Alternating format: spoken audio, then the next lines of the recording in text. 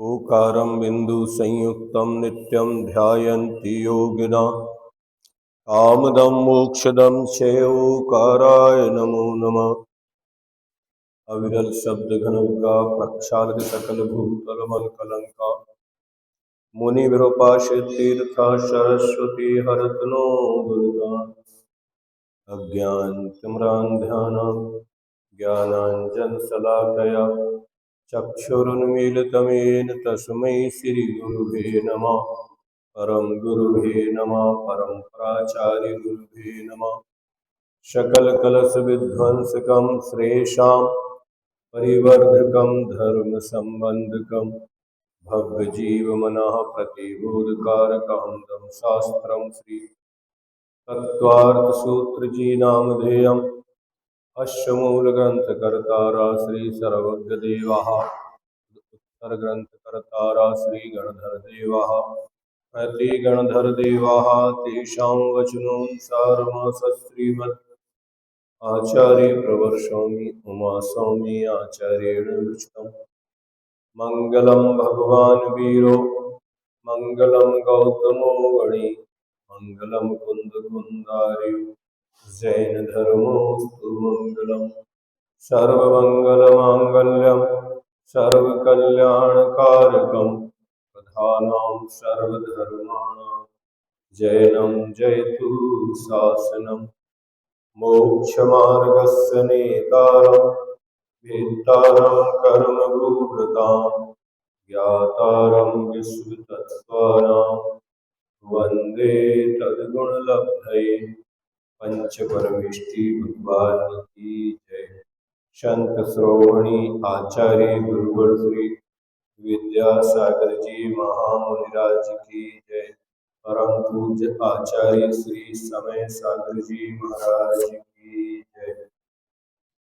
तत्वार सूत्र 9वां अध्याय सूत्र नंबर 36 में प्रश्न नंबर 372 पर 4 प्रकार के धर्म ध्यानों का वर्णन चल रहा है।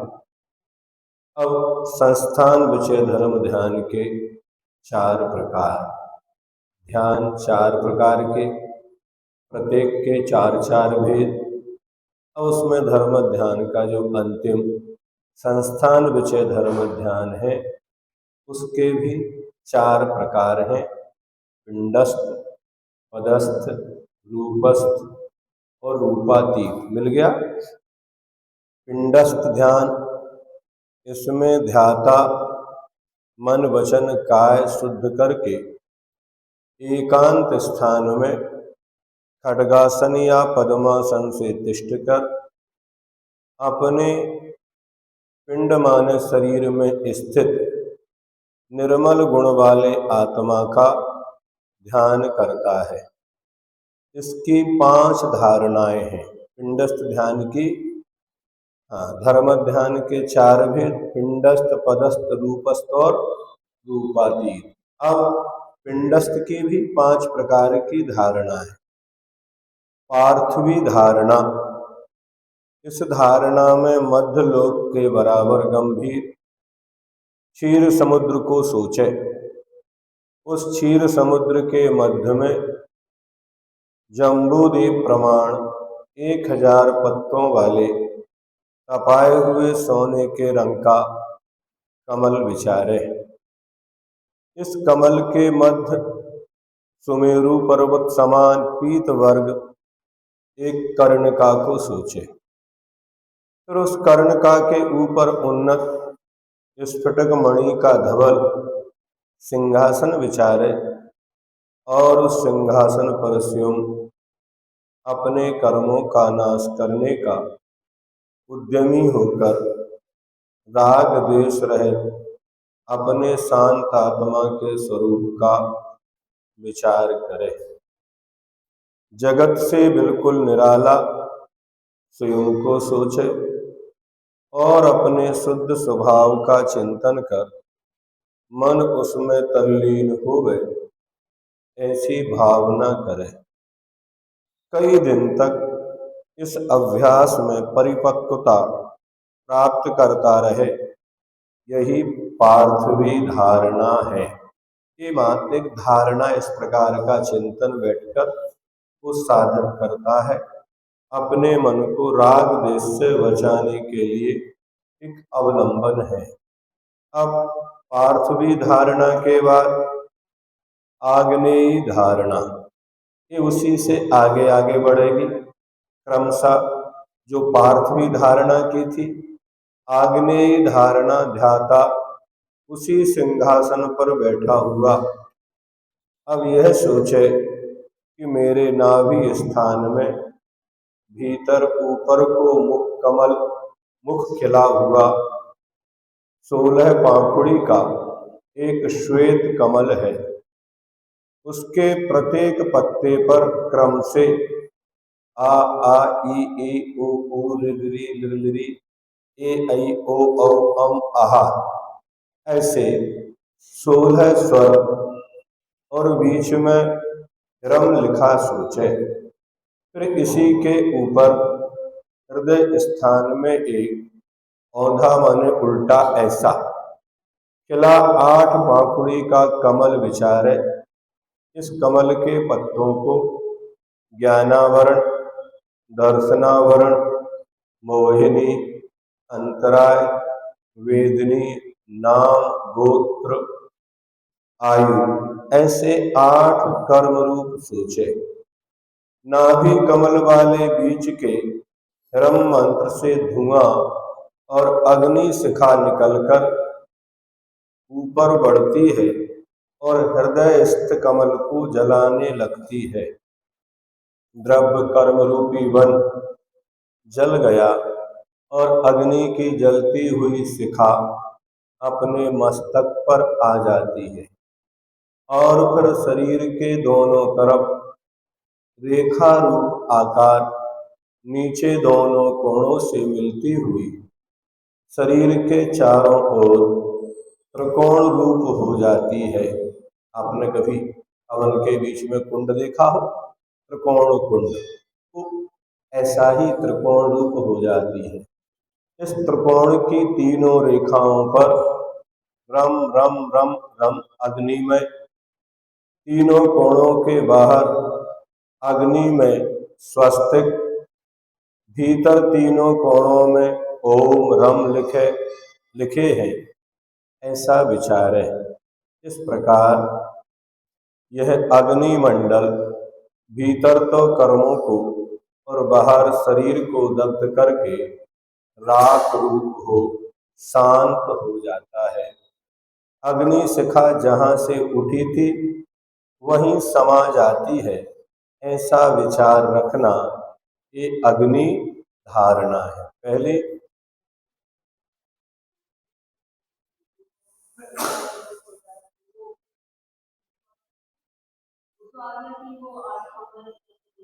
यही तो है, अग्नि कर्म को जलाएगी और शरीर को जलाएगी। द्रव्य कर्म और नौ कर्म, शरीर आदि 9 कर्म है और ज्ञानावरणी आदि 8 कर्म है, उनको जला देगी, क्योंकि ध्यान ही साधन है कर्मों को जलाने के लिए।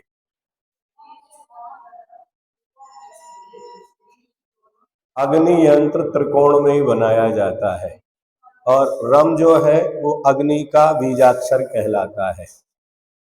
रम जो होता है वो क्या होता है? अग्नि का बीजाक्षर कहलाता है, उससे ऊष्मा भी उत्पन्न होती है। ऐसा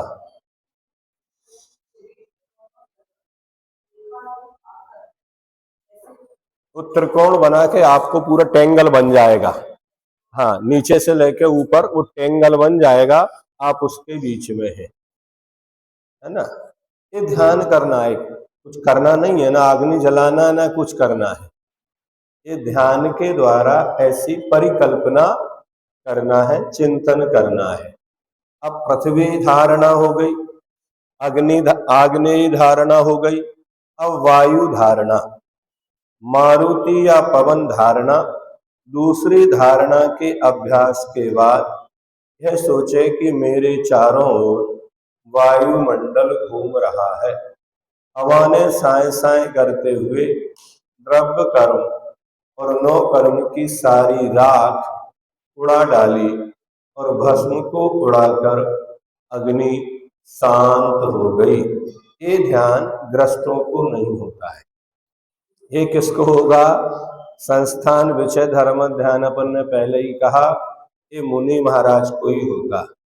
इसलिए आप इसके चक्कर में पढ़ तो लो, लेकिन इसको करने मत बैठना, क्योंकि उसके लिए राग देश का अभाव भी आवश्यक है, सहनन भी आवश्यक है, और जो ध्यान की सामग्री है वह सब भी आवश्यक है, तब ध्यान होता है। ध्यान पहले नहीं होता। योग के 8 अंग होते हैं, यम, नियम, आसन, प्राणायाम, प्रत्याहार, ध्यान, धारणा। ये अपन धारणा पढ़ रहे हैं। फिर आती है समाधि, समझे ना।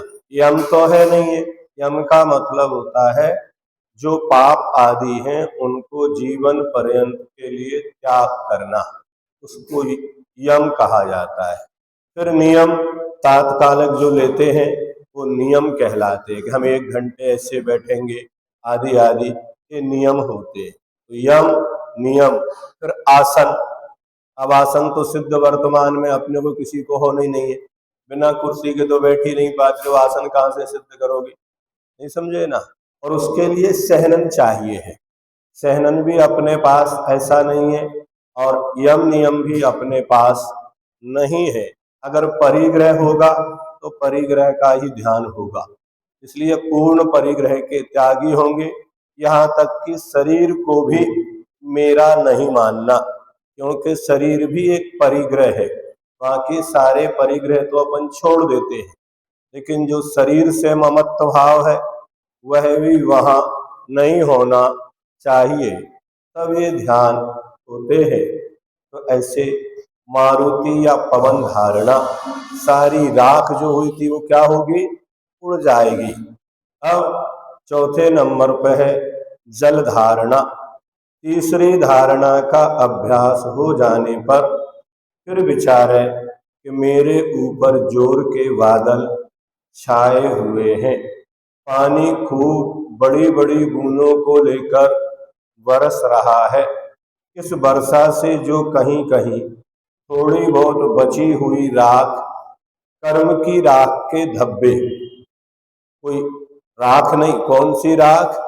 कर्म के राख के धब्बे भी धो डाली है, और आत्मा अब निर्मल स्वच्छ रह गया हूँ। इस सारी की सारी क्रमशः पृथ्वी धारणा, आग्नेय धारणा, वायु धारणा और जल धारणा। अब तत्व रूपवती धारणा, ये 5वें नंबर की है। चौथी धारणा के अभ्यास होने पर, ये एक दिन में नहीं होता कि बैठे और ध्यान हो गया। साधकों को इसको करने में बरसें लग जाती है, तब कहीं जाकर वहां तक पहुंच पाते हैं। अपन चाहे कि कोई 8 दिन का शिविर लग गया, उसमें बैठ गए, किसी ने अभ्यास करा दिया तो हो जाएगा, नहीं, इसमें वर्षें लगती हैं, तब कहीं जाके वहां एकाग्रता होती है। क्या होना चाहिए? ध्यान का लक्षण क्या है? एकाग्र चिंता निरोधो ध्यानम। एक को अग्र बनाओ, जल को बनाया तो जल, वायु को बनाया तो वायु, समझे ना, पृथ्वी को बनाया तो पृथ्वी, एक को अग्र बना के उस समय कोई अन्य विकल्प ना हो, सामने कोई आ भी जाए तो भी हमें दिखे नहीं कि हमारे आसपास कौन आ रहा है। आंख बंद नहीं होती हो, आंख खुली हो, फिर भी दूसरे दृश्य देखने में ना आए। कान खुले हुए हैं, फिर भी अन्य कोई शब्द कानों में ना पड़े।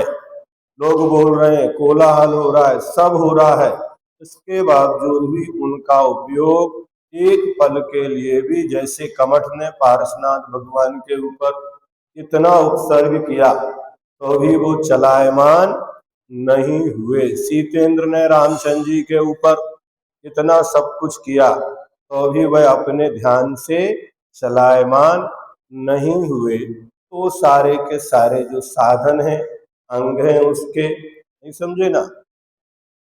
और बहुत सारे जो अपना ज्ञानार्णव ग्रंथ है उसमें अलग अलग श्लोकों के माध्यम से उस ध्यान की सामग्री भी बताई है कि कौन कौन सामग्री वहां पर लगती है। तो चौथी धारणा के अभ्यास होने पर द्रव्य कर्म, भाव कर्म और नौ कर्म से रहित शुद्ध सिद्ध समान अमूर्तिक स्फटिकवत निर्मल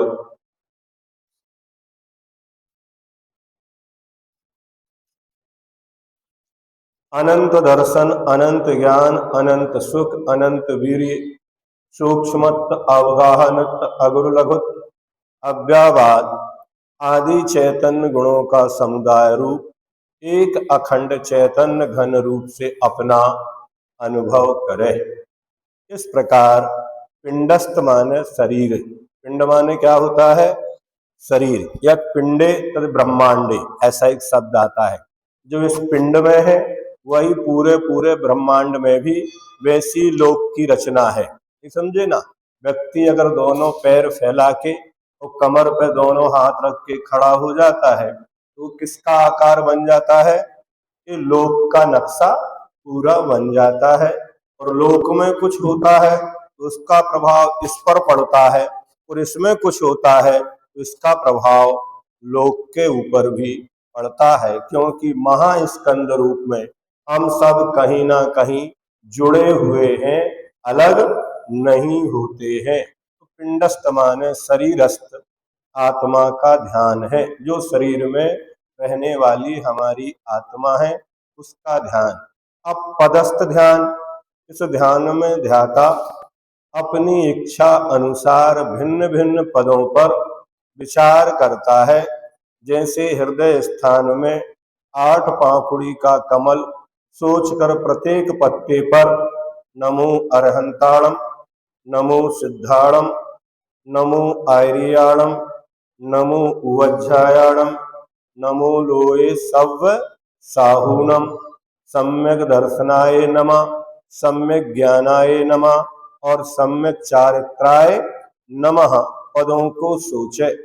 उन पर रुककर उस अर्थ को अपने स्वरूप से मिलावे।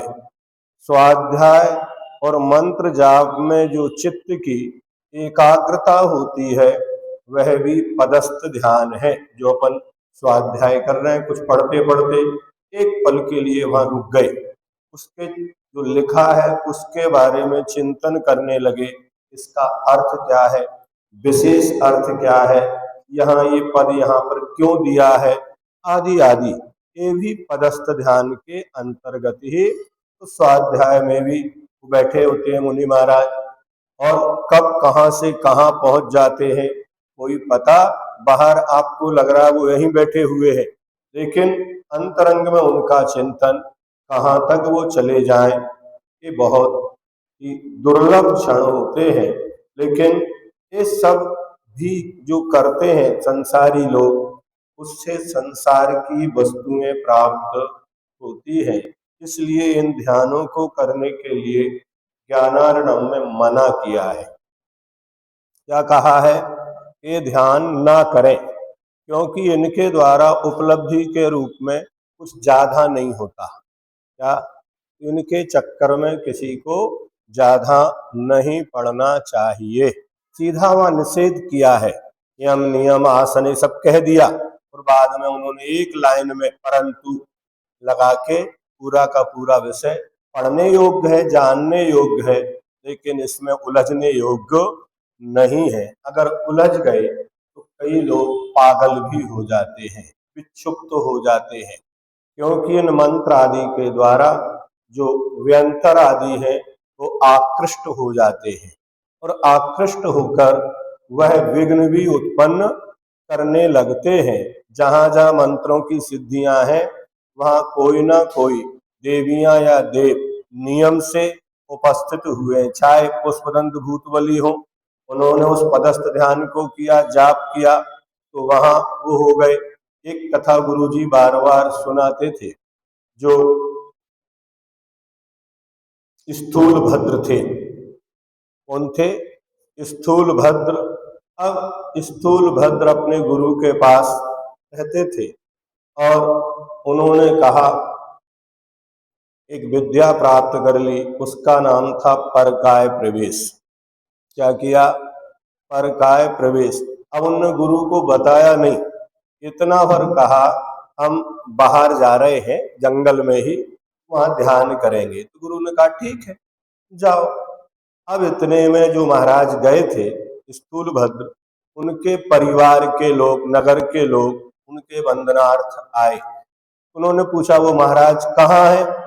उन्होंने कहा कि वो उस गुफा में वहां बैठे होंगे, जाओ तुम लोग दर्शन कराओ। गए। अब वहां देखते हैं स्थूल भद्र तो नहीं है, एक सिंह बैठा हुआ है। कौन बैठा है? उस गुफा में एक सिंह बैठा हुआ था। वो लौट के आए तो महाराज ने टाल दिया, हो सकता है किसी दूसरी गुफा में जाकर वहां शेर होगा तो वो दूसरी में चले गए होंगे। लेकिन गुरु अपने शिष्य की छोटी से छोटी और बड़ी से बड़ी बात को जानते हैं। अब जैसे ही स्थूल भद्र आए, उन्होंने कहा अपना सामान उठाओ और संग का परित्याग करो। क्या? उन्हें संग से उसी समय निष्कासित कर दिया गया था। तो इनको करने के लिए निषेध किया गया है, करें नहीं। पढ़ें, जानकारी एकत्रित करें, लेकिन इनमें यदि उलझ गए तो जो लक्ष्य है मोक्ष मार्ग का वो समाप्त हो जाता है। यहाँ तक कि जितने भी रुद्र होते हैं वे जब नौपूर में पहुंचते हैं तो वहां पर 700 लघु विद्याएं और 18 महाविद्या, 500 है ना, ऐसी विद्याएं वहां आ जाती हैं। अब जैसे ही आती हैं तो वो उनको स्वीकार कर लेते हैं। जैसे ही स्वीकार करते हैं वो संयम से च्युत हो जाते हैं। तो ये प्रलोभन जब इसमें मिलता है, उपलब्धियां होंगी लेकिन उनकी त्याग करने की क्षमता अपने पास नहीं है। कि कितनी भी बड़ी उपलब्धि आए फिर भी हम उसकी ओर आंख उठाकर नहीं देखेंगे। हमने इसलिए ध्यान नहीं किया है कि आकर हमारी सेवा करें। कई बार हम गुरुजी से पूछते थे, आपके पास तो आते होंगे, आप तो इतने बड़े साधक हैं, आप उनसे ये सारे काम करवा दो बड़े बड़े जो भी है। तो गुरुजी कहते थे हम असंयमियों को आदेश नहीं देते हैं। क्या कहा? वे भले ही आकर पूछें भी तो भी असंयमी को आदेश नहीं देते हैं। और यदि एक बार उनको स्वीकार कर लिया तो बार बार आकर उस साधक की साधना में विघ्न उत्पन्न करते हैं। इसलिए मूलाचार में लिखा असंयमियों से दूर रहना चाहिए। क्या? वे देव तो ठीक है, ये मनुष्य भी अगर ज्यादा मुंह लग जाए तो क्या करते हैं? ये भी उस संयम में बाधा उत्पन्न करते हैं। इसलिए इनसे ज्यादा संपर्क नहीं रखना। जितना आवश्यक है धर्मोपदेश आदि उतना ही रखें। अगर घुल मिल गए, एक जैसे हो गए तो फिर जो विनय है वो समाप्त हो जाए। महाराज तो हमारे ही है, क्या भाव आता है? हम तो जो कहेंगे हमारी बात महाराज मान लेंगे। अब वो आगम की बात माने या आपकी बात माने, अपने आत्मा की बात माने या आपकी बात माने, यह विचारणीय होता है। इसलिए जितने भी साधक संयमी हैं उन्हें असंयमियों से ज्यादा संपर्क नहीं रखना। जितना आवश्यक है उतना ही रखो। अपन क्या करते हैं, नहीं इसलिए आपके पास कोई आते नहीं है, नहीं आए या नहीं आए, अगर हमारी साधना होगी तो वो अपने आप आएंगे, और साधना नहीं होगी तो कितने भी लोगों को बुलाओ वे दूर भाग जाएंगे। ज्यादा संपर्क उनसे नहीं करना।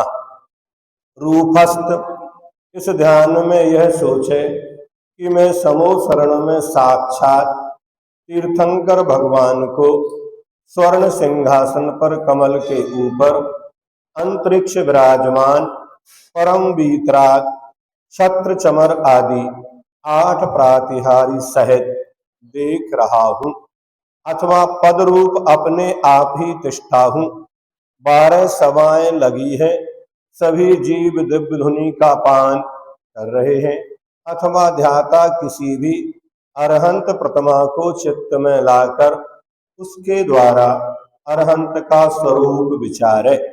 रूपातीत ध्यान में अपने को शुद्ध सिद्ध भगवान जैसा ही देखकर परम निर्विकल्प हुआ ध्यावे। रूपस्थ में तो अरहंत को, रूपातीत में सिद्धों का कोई आकार प्रकार नहीं होता, तो वे रूपातीत ध्यान के अंतर्गत ध्येय रूप में होते हैं। ये सब ध्याता के लिए ध्येय विषय क्या क्या हो उनका वर्णन यहाँ पर किया।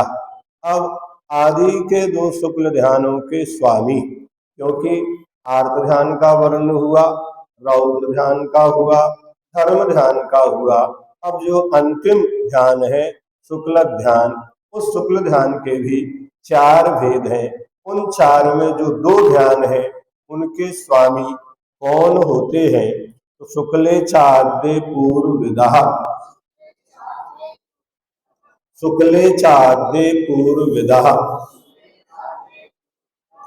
हाँ, पहले दो प्रकार के शुक्ल ध्यान अर्थात पृथकत्व वितर्क और एकत्व वितर्क पूर्व ज्ञानधारी श्रुत केवली को ही होते हैं।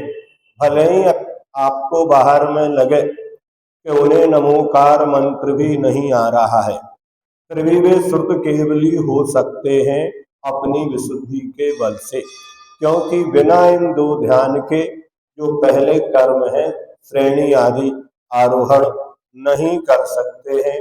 तो बाहर में तो भले ही वे लग रहे हैं कि इनके पास कोई भी विशेष ज्ञान नहीं है, लेकिन केवल ज्ञान को भी प्राप्त हो जाते हैं। तो 11 अंग 14 पूर्व के जानने वाले सकल श्रुत के धारक श्रुत केवली कहलाते हैं। चा शब्द से धर्म ध्यान भी ले लेना चाहिए। अतः श्रेणी पर चढ़ने से पहले धर्म ध्यान होता है और श्रेणी चढ़ने पर क्रम से दोनों शुक्ल ध्यान होते हैं। शुक्ल ध्यान का प्रथम भेद 8वें गुणस्थान में प्रारंभ होकर छपक में 10वें और उपसमक में 11वें गुणस्थान तक रहता है। उसके निमित्त से मोहिनी कर्म का क्षय या उपसम होता है। उपसम श्रेणी चढ़ेगा तो मोहिनी कर्म का उपसम करेगा, और यदि छपक श्रेणी चढ़ेगा तो मोहिनी कर्म का क्षय करेगा। अब उसमें भी छायक सम्यक दृष्टि भी उपसम श्रेणी चढ़ते हैं, और उपसम सम्यक्त वाले द्वितीयोपसम वाले भी उपसम श्रेणी चढ़ते हैं। अगर छायक सम्यक दृष्टि चढ़ेगा तो वह चारित्र मोहिनी की 21 प्रकृतियों का उपसम करेगा उपसम वाला, और छपक वाला उनको क्षय करता हुआ आगे बढ़ता है। उसके निमित्त से मोहिनी कर्म का क्षय या उपसम होता है। दूसरा भेद शुक्ल ध्यान का 12वें गुणस्थान में होता है। उसके निमित्त से शेष 3 घातिया कर्म ज्ञानावरण, दर्शनावरण और अंतराय का क्षय होता है, और केवल ज्ञान प्राप्त कर अरहंत भगवान जब बन जाता है तो तीसरा भेद 13वें गुणस्थान के अंतिम समय में होता है, जिससे वादर योग सूक्ष्म बनते व नष्ट होकर अयोग बनते हैं। चौथा भेद अयोग केवली 14वें गुणस्थान में होता है। इससे उपांत तथा अंत समय में अघातिया कर्मों की क्रम से 72 और 13 प्रकृतियों का क्षय होकर मोक्ष प्राप्त होता है। उसके द्वारा अगर तीर्थंकर की सत्ता वाला है तो 85 होंगी, और तीर्थंकर नहीं है तो 84 ही होंगी, 13 नहीं 12 ही होंगी। सूत्र में पूर्वधारी श्रुत केवली के जो शुक्ल ध्यान होना बताया है, यह कथन उत्कृष्टता की अपेक्षा है।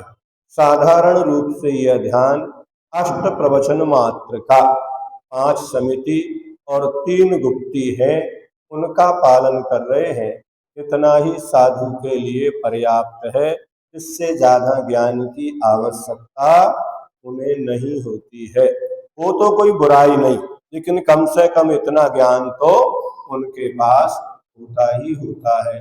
ज्ञान वालों के भी हो सकता है। शिव भूति मुनि इसके दृष्टांत हैं। उनको मात्र अष्ट प्रवचन मात्र का ही ज्ञान था। पुण्याश्रव कथा कोश में एक भीम केवली का वर्णन भी आता है। उन्हें भी इतना ही ज्ञान था, इससे ज्यादा नहीं था। अंतिम दो शुक्ल ध्यानों के स्वामी कौन है? तो परे केवलिनः,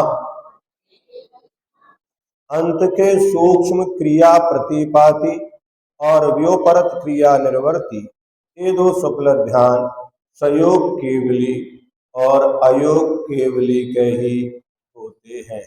शुक्ल ध्यान के चार भेद कौन कौन से हैं? ये भेद तो कर दिए कि दो आदि के शुक्ल ध्यान पूर्वविदों को होते हैं और अंत के दो केवली को, लेकिन उनके नाम क्या है? पृथकत्व, एकत्व, वितरक, सूक्ष्म क्रिया प्रतिपाति, व्योपरत क्रिया निर्वर्तिनी।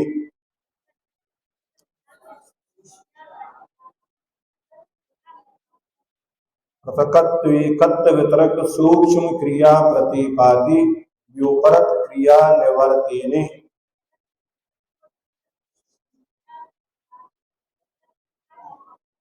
पृथकत्व वितर्क, एकत्व वितर्क, सूक्ष्म क्रिया प्रतिपाति और व्योपरत क्रिया निवर्ती, ये शुक्ल ध्यान के चार भेद हैं। पृथकत्व माने अनेक, भिन्न भिन्न, नाना प्रकार का। वितर्क माने होता है श्रुत ज्ञान। इसके द्वारा होता है ये श्रुत ज्ञान के द्वारा। वितर्कः श्रुतम, ऐसा सूत्र आता है। तो श्रुत ज्ञान को ही वितर्क कहा जाता है। क्रिया मन वचन काय, श्वासोच्छ्वास का हलन और चलन, इसको बोलते क्रिया। अप्रतिपाती, नहीं गिरने वाला। व्योपरत, बी प्लस उपरत, विशेष रूप से योग की क्रिया का मिटना। ये अनवर्ती, ना गिरना, इनके शब्दार्थ यहाँ पर दिए गए। शुक्ल ध्यान के चार भेद हैं। पृथकत्व, वितर्क, विचार। श्रुत ज्ञान के अवलंबन द्वारा अनेक प्रकार से एक द्रव्य से दूसरे द्रव्य पर, एक पर्याय से दूसरी पर्याय पर, एक शब्द अथवा वचन से दूसरे शब्द वचन पर, अथवा मन वचन काय में से किसी एक योग से दूसरे में पलटते हुए भी किसी का एक विषय पर चिंतन रुकने लगना, इसको बोलते हैं वितर्क। एकत्व वितर्क, यानी एक को लिया। पृथकत्व वितर्क, अनेक द्रव्य भी अलग है, पर्याय भी अलग है, योग भी अलग है, उन पर पलटता रहता है। एक में मन नहीं लगा तो दूसरे पर चला गया। अपन भी सब यही करते हैं, एक ग्रंथ को पढ़ रहे हैं, अब दूसरे को पढ़ने लग गए। एक माला जाप कर रहे हैं, दूसरे को करने लग गए। तो ये पलटना, पलटन जहाँ होती है, इसको संक्रांति बोलते हैं। एक विषय से दूसरे विषय पर जहाँ पहुंचते हैं उसको क्या बोलते हैं? संक्रांति। ये भी इसमें आगे आएगा। एकत्व वितर्क, अविचार, वहां विचार था और यहाँ अविचार। श्रुत ज्ञान के अवलंबन द्वारा बिना पलटे हुए किसी एक द्रव्य, एक पर्याय अथवा एक योग में चिंतन का रुकना। पहले वाले में तो पलट रहा था। ये कहाँ तक होता है? तो 10वें 11वें गुण स्थान तक पहला वाला, और दूसरा वाला कहाँ होगा? 12वें गुण स्थान में, जहां पर ज्ञानावरणी, दर्शनावरणी और अंतराय कर्म को नष्ट करेगा, वहां दूसरा है। अब तीसरा, सूक्ष्म क्रिया अप्रतिपाती। बादर काय योगी वन, सूक्ष्म काय योग के निरोधक रूप, ना गिरते हुए आत्मा की, आत्मा में एकाग्रता, एक केवली भगवान को, वो भी अंतिम समय में होता है। व्योपरत क्रिया अनिवर्ती, विशेष रूप से मिट गई है योग की क्रिया जिसकी, ऐसे अनिवर्ती रूप अर्थात ना गिरते हुए आत्मा की, आत्मा में एकाग्रता। यहाँ अयोग केवली गुणस्थानवर्ती 14वें गुणस्थान वालों को ही होता है। वहां कोई गिरने का काम भी नहीं है और वहां योगों की भी कोई व्यवस्था नहीं है, अयोगी हो गए। विशेषार्थ शुक्ल ध्यान के यह चारों भेद एक दूसरे से उत्तरोत्तर शुद्ध होते गए हैं। पृथकत्व वितर्क विचार में अर्थ, द्रव्य, पर्याय, व्यंजन, शब्द, वचन योग की पलटन होते हुए भी एक गेय पर चिंतन का रुकना मध्यम अंतर मुहूर्त से कम नहीं होता है। कितना लगेंगे उसको? तो मध्यम। फिर भी यह ध्यान समुच्चय रूप से अपनी अनेक ध्यान संतानों का स्वामी होने से पलटन वाला ध्यान कहला। ध्यान तो पलट रहा है, लेकिन जिसको लक्ष्य बनाया है वो लक्ष्य को कभी भी वह परिवर्तित नहीं करता। लक्ष्य एक ही रहेगा उसका, जो उसने बनाया है अपनी शुद्धात्मा की उपलब्धि के लिए। यह ध्यान 8वें से 11वें गुणस्थान तक होता है। इसमें शुक्ल लेस्या की तरतम रूप से विशुद्धि होती है। यह चारित्र मोहिनी कर्म का सर्वथा क्षय अथवा उपशम करता है। उपशम श्रेणी में चढ़ेगा तो उपशम करेगा, और छपक श्रेणी वाले को होगा तो वो चारित्र मोहिनी का क्षय करेगा। एकत्व वितर्क अविचार ध्यान में एक ही गेय और एक ही योग रहता है, पलटन नहीं होती। यह ध्यान 12वें गुणस्थान में होता है। इसका फल 3 घातीय कर्मों का क्षय होना है। सूक्ष्म क्रिया अप्रतिपाती यह ध्यान भी अरहंत भगवान के 13वें गुणस्थान के अंतिम अंतर मुहूर्त में होता है, जब नाम, गोत्र, वेदनी इन 3 अघातीय कर्मों की स्थिति आयु के समान अंतर मुहूर्त होती है अथवा केवली समुद्घात द्वारा हो जाती है, तब, उसके पहले नहीं। हाँ, केवली समुद्घात में ध्यान नहीं होगा, केवली समुद्घात के बाद। तो वादर काय योग से सूक्ष्म काय योग में सूक्ष्म काय योग निरोध नष्ट करने के लिए यह ध्यान होता है। केवली समुद्घात क्या है? तो 13वें गुणस्थान का अंतर मुहूर्त काल शेष रहने पर यदि नाम, गोत्र, वेदनी कर्मों की स्थिति आयु कर्म की स्थिति से अधिक हो तो उनकी स्थिति को आयु कर्म की स्थिति के समान करने के लिए ये कोई बुद्धिपूर्वक नहीं होते, इस सहज रूप से क्रिया चलती रहती है, होती रहती है। मतलब उनके पास केवल ज्ञान है, लेकिन इच्छा पूर्वक कोई भी उनका कार्य नहीं होता है। केवली समुद्घात होता है, उसमें 8 समय लगते हैं। पहले समय में आत्म प्रदेशों को फैलाकर दंड के आकार करते हैं। दूसरे समय में कपाट खुले किवाड़ों के सदृश फैल जाते हैं। तीसरे समय में आत्म प्रदेश वात वलय को छोड़कर सर्वलोक में फैल प्रतर रूप, और चौथे समय में वात वलय में भी फैलकर लोक पूर्ण हो जाते हैं। 5वें समय में लोक पूर्ण से प्रतर रूप, 6ठे समय में प्रतर से कपाट रूप, 7वें समय में कपाट से दंड रूप करते हैं, और 8वें समय में बाहर निकले हुए आत्म प्रदेश फिर शरीर में प्रविष्ट होकर ज्यों के त्यों हो जाते हैं। इस तरह 4 समय में प्रदेशों का विस्तार और 4 समय में प्रदेशों का संकोच करने से शेष 3 कर्मों की स्थिति भी आयु के समान अंतर मुहूर्त शेष रह जाती है। उस समय वे सूक्ष्म क्रिया प्रतिपाती नाम का तीसरा शुक्ल ध्यान करते हैं। इसका उदाहरण दिया कि आपका कोई वस्त्र है, अगर उसको निचोड़ कर सीधा रख देंगे तो सूखने में बहुत समय लगता है, और यदि उसी को फैलाकर धूप में डाल देंगे तो जल्दी सूख जाता है। तो वैसे ही जो शेष 3 कर्म हैं वे नष्ट होकर आयु कर्म के बराबर हो जाते हैं।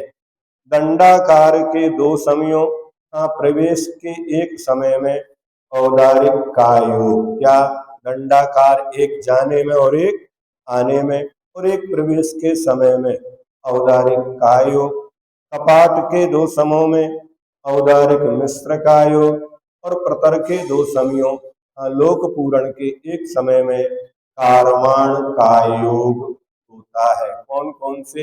यहाँ तीन योग हो गए, औदारिक का योग, औदारिक मिश्र का योग और कारवाण का योग।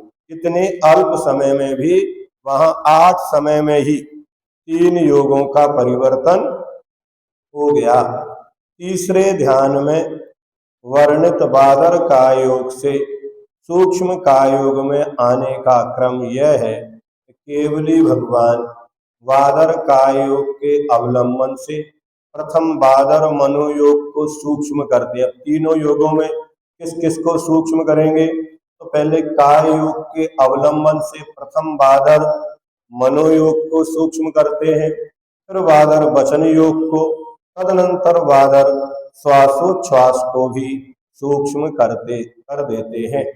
पर सूक्ष्म मनोयोग अथवा सूक्ष्म वचन योग के अवलंबन से वादर काय योग को भी सूक्ष्म काय योग कर देते हैं। अब इस ध्यान में सूक्ष्म काय योग को भी नष्ट करके चौथे ध्यान को प्राप्त होते हैं, वे अयोगी हो जाते हैं। अब 14वें गुण स्थान में ना मनोयोग है, ना वचन योग है, ना काय योग। शरीर में होते हुए भी वह काय योग वहां पर नहीं है। छद्मस्त के चिंता निरोध का नाम ध्यान है, और केवली का योग निरोध करना, अयोग अवस्था में ठहरना ही ध्यान है। केवली के इस ध्यान का फल समस्त आश्रम का निरोध तथा सब कर्मों का नाश है। व्योपरत क्रिया निवर्ती ध्यान में अयोगी जिन अयोग अवस्था में स्थित होता हुआ 5 ह्रस्व स्वर अक्षर आ ई उ री लृ उच्चारण काल मात्र अंतर मुहूर्त के एक एक समय में कर्म निषेकों को नाश करता हुआ द्विचरम समय में 72 और अंत चरम समय में 12 अथवा 13 तीर्थंकर हो तो प्रकृतियों का क्षय करना है। इस प्रकार चित चमत्कार मात्र अनंत गुणों का पिंड सिद्ध बनकर ऊर्ध्वगमन स्वभाव से 3 लोक के शिखर सिद्ध लोक के ऊपर अनुबात वलय के अंत तक जाकर विराजमान हो जाते हैं। अब शुक्ल ध्यान में योगों की व्यवस्था। प्रेक योग काय योगा योगा नाम, प्रेक योग काय योगा योगा नाम। पहला शुक्ल ध्यान 3 योगों में होता है। दूसरा शुक्ल ध्यान 3 योगों में से किसी एक योग में होता है। तीसरा शुक्ल ध्यान काय योग में होता है, और चौथा शुक्ल ध्यान योग रहित जीवों के होता है। आदि के 2 शुक्ल ध्यानों की विशेषता। एक आश्रय सवितर्क विचारे पूर्वे, एक आश्रय सवितर्क विचारे पूर्वे। पहले 2 कौन से? पृथकत्व वितर्क विचार और एकत्व वितर्क अविचार ध्यान। एक आश्रय यानी श्रुत केवली के आश्रय होते हैं। इनका स्वामी कौन है? तो शुक्ल श्रुत केवली है, अर्थात श्रुत केवली के होते हैं।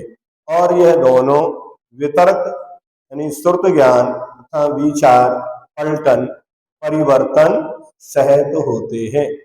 दूसरे शुक्ल ध्यान एकत्व वितर्क की विशेषता।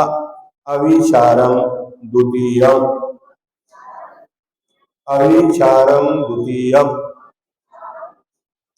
किंतु दूसरा अर्थात एकत्व वितर्क अविचार ध्यान विचार माने परिवर्तन से रहित होता है। इसके समान उदाहरण दिया, मणि के दीपक की ज्योति के समान। जो घी का दीपक होता है उसकी बत्ती तो हिलती है, लेकिन मणियों के द्वारा जो प्रकाश होता है वो किसी भी प्रकार से हिलता नहीं है। तो मणि के दीपक की ज्योति के समान अचल है। वितर्क किसे कहते हैं, उसका क्या लक्षण है? तो वितर्कः श्रुतम, वितर्कः श्रुतम। वितर्क शब्द का अर्थ श्रुत ज्ञान है, अर्थात श्रुत ज्ञान को वितर्क कहते हैं। बाकी चार ज्ञानों में, चाहे मति ज्ञान हो, चाहे अवधि ज्ञान हो, मना परे ज्ञान हो, केवल ज्ञान हो, इसमें कोई वितर्क नहीं होते हैं। क्योंकि जब किसी को समझाते या बताते तो तर्क वितर्क होते हैं, लेकिन स्वयं जानना हो तो फिर कोई तर्क वितर्क नहीं होते हैं। तो वितर्कः श्रुतम, वितर्क शब्द का अर्थ श्रुत ज्ञान है, अर्थात श्रुत ज्ञान को ही वितर्क कहते हैं। अब एक एक शब्द का ही सूत्र के माध्यम से ही सारे अर्थ यहाँ बता रहे हैं। विचार का लक्षण क्या है? विचारोर्थ व्यंजन योग संक्रांति, विचारोर्थ व्यंजन योग संक्रांति। अर्थ किसको कहते हैं? तो द्रव्य गुण पर्याय में व्यवस्थित, किसी एक दृष्टि से रहित, समग्र अनुभवनी जो वस्तु है वह अर्थ है।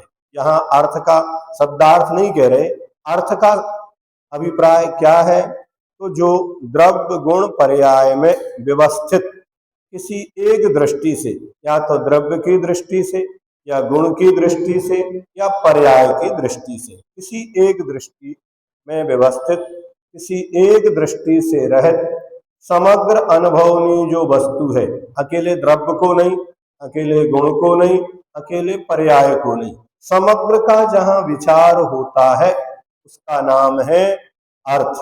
उसके जितने भी धर्म में पहलू है उन सबका विचार करना, अनुभव करना जो वस्तु है वह अर्थ है। अर्थ से मतलब उस द्रव्य या पर्याय से है जिसका ध्यान किया जाता है। किससे? या तो द्रव्य का ध्यान, या पर्याय का, या गुण का, जिसका ध्यान किया जाता है।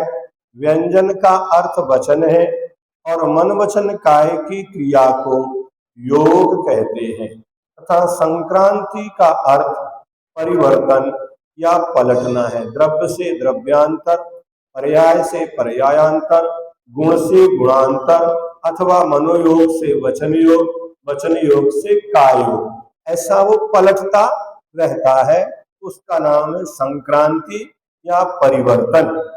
अर्थ संक्रांति, ध्यान करते समय द्रव्य को छोड़कर पर्याय का ध्यान करना और पर्याय को छोड़कर द्रव्य का ध्यान करना, अर्थात ध्यान के विषय का बदलना, ये अर्थ संक्रांति है। व्यंजन संक्रांति, श्रुत के किसी एक वाक्य को छोड़कर दूसरे वाक्य का सहारा लेना, उसे भी छोड़कर तीसरे वाक्य का सहारा लेना। इस तरह ध्यान करते समय वचन के बदलने को व्यंजन संक्रांति कहते हैं। और ये बाहर उच्चारण नहीं, ये मात्र अंतर जल्प ही होते हैं। ऐसा नहीं कि बाहर कोई दूसरा उनको सुन रहा होगा, नहीं, ये अंतर जल्प ही चलते रहते हैं। व्यंजन संक्रांति, श्रुत के किसी एक वाक्य को छोड़कर दूसरे वाक्य का सहारा लेना, उसे भी छोड़कर तीसरे वाक्य का सहारा लेना। इस तरह ध्यान करते समय वचन के बदलने को व्यंजन संक्रांति कहते हैं। योग संक्रांति, काय योग को छोड़कर अन्य योग का ग्रहण करना, उसे भी छोड़कर काय योग का ग्रहण करना, योग संक्रांति है। इन तीनों की संक्रांति को क्या? अर्थ संक्रांति, व्यंजन संक्रांति और योग संक्रांति, इन तीनों की संक्रांति को ही विचार कहते हैं, पलटना। और जिस ध्यान में इस तरह का विचार होता है वह विचार सहित है, और जिसमें है विचार नहीं होता वह विचार से रहित है। तो तीसरे में विचार है लेकिन चौथे में कोई विचार नहीं होता होगा। दूसरे में नहीं होता है ना, पहले में परिवर्तन है और दूसरे में परिवर्तन नहीं होता, तीसरे चौथे में तो इनकी कोई चर्चा ही नहीं है। इस प्रकार से ये हमने यहाँ तक पढ़ा। अब आगे का अपन कल पढ़ेंगे और ये अध्याय लगभग पूरा हो जाएगा। जावानी के ज्ञान से सूझे लोकालोक, सोवाणी मस्तक नमो सदा देत हूँ ढो। हे जनवाणी भारती।